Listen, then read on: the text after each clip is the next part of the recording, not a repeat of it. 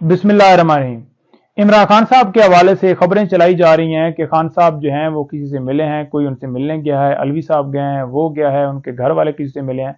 तमाम खबरों की हम तरदीद करते हैं, कोई उनकी मीटिंग नहीं हुई और ये महज खबरें चलाई जाती हैं।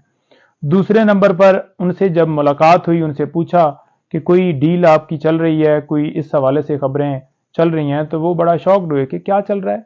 दोबारा बताया तो उन्होंने कहा जी कि ये सिर्फ और सिर्फ इसलिए खबरें चला रहे हैं ताकि लोगों के अंदर ये तासर पैदा हो सके कि खान साहब तो बड़े मज़े में हैं, खान साहब बड़े रिलैक्स हैं और वो खुद अपनी मर्जी से बैठे हुए हैं, अंदर डील कर रहे हैं और लोगों से बातें चीतें कर रहे हैं। कोई ऐसी बात नहीं है। उन्होंने कहा कि मैं कभी भी अपने कौम के ट्रस्ट को नहीं तोड़ूंगा। जो मेरा मकसद था, जो मेरी 27 साल की स्ट्रगल थी और जो आज हुआ कि वर्कर्स और जो लोगों के ऊपर सितम हुआ, जो लोग शहीद हुए, तमाम कुर्बानियों को मैं कभी भी रायगाह नहीं जाने दूंगा और मैं बिल्कुल डट के खड़ा हूं। हमारी सिर्फ और सिर्फ बात इस हवाले से है कि इलेक्शन जो है वो टाइम के ऊपर करवाए जाएं और फ्री एंड फेयर इलेक्शन हो, धांधली ना की जाए।